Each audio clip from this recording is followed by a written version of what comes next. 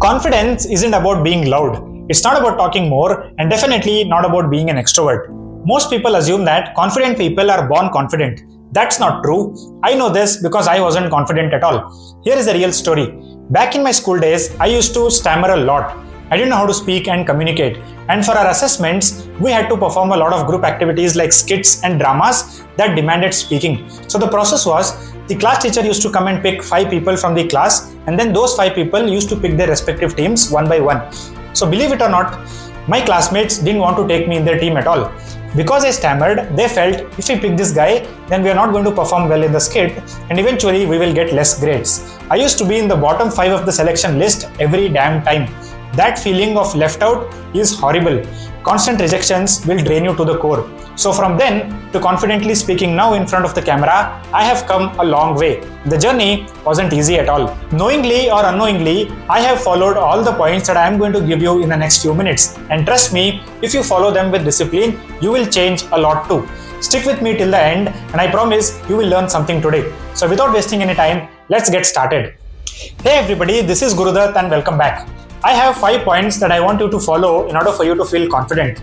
The first one is, being an extrovert is not equal to being confident. See, this is where most people get this wrong. You don't have to be an extrovert in order to feel confident. Being an extrovert is more of a social feeling. It's more of how you show and represent yourself to the public. But on the other hand, being confident is an internal state. It's more of how you see about yourself. Most people try to be confident by copying others. They try to copy their behavior, they talk more, they act louder, and sometimes they even force themselves to be social. That is where things go wrong. Because you don't copy confidence, you build it.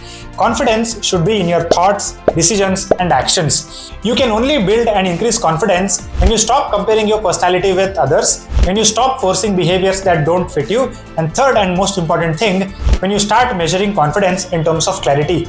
An extrovert person may feel confident on the outside, but a truly confident person feels stable even in silence. Second is, don't become a small fish in a big pond, but become a big fish in a small pond. Here is what I mean. When you're a small fish in a big pond, you're just like any other family member.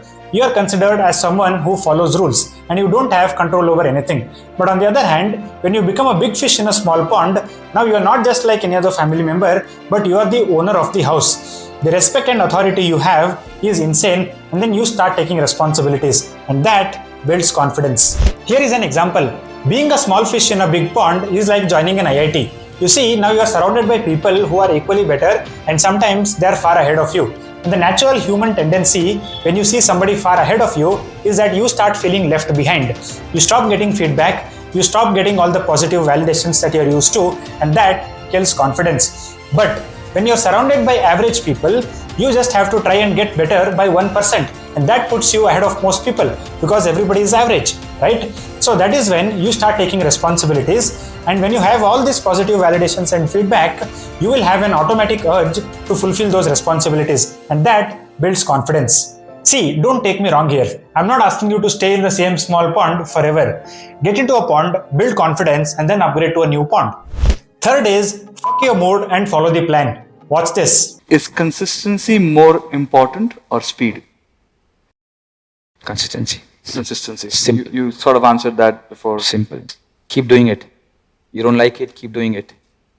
You're crying, keep doing it. घर पे कुछ हो गया, keep doing it. If you want to reach there. That's the choice to make. If you want normal life, relax. Fine. The idea here is very simple. Just do things the hard way. Don't think of doing it. Don't plan to do it. Just do it. See, most people say do smart work and not hard work. But my question is, as long as you don't know what are the ways of doing a specific task, how would you ever know what a smart way is? Right? So just do hard things the hard way. Rewire your brain in such a way that it starts loving discomfort. Don't allow it to go and sit in some random corner. Once it goes into a corner, it starts thinking about comfort again, and then you are gone. Believe it or not, before creating this channel a month back, I actually thought of creating a faceless channel. I thought faceless channels were a lot easier to create because you don't have to come in front of the camera and speak, right?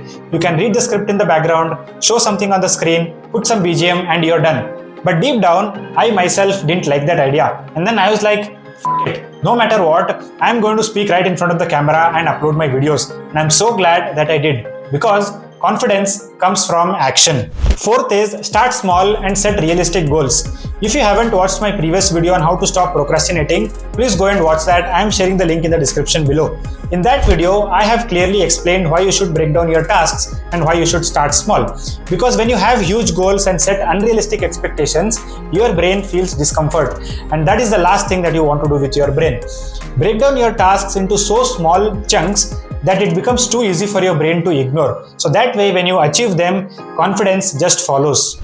Fifth and final point is track your wins. See, your brain is inherently designed to amplify negative things and suppress the good things. So you should try and learn to tweak your brain in such a way that it does the exact opposite. It should amplify good things and suppress the negative things. How do you do that? By tracking your wins. Confidence doesn't just come from thinking about positive thoughts. It comes from evidence. So the next time whenever you do something good, even if it is small, just say, hey, look here, I did this and here is the proof. Because brain builds confidence based on the past evidences. And if you don't track them, it feels that you're not progressing at all. And tracking them creates a pattern of improvement.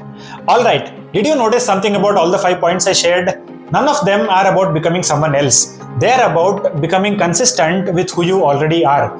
Confidence isn't a switch. It's a side effect, and it shows up only when you stop waiting to feel ready. You don't wake up confident. You build it quietly through your actions, especially when nobody is looking at you. Follow these 5 points, come back to this video and drop your comments about your experience. If this video made sense, please don't forget to like, share and subscribe. Thanks for watching, and I'll see you in the next video. Goodbye.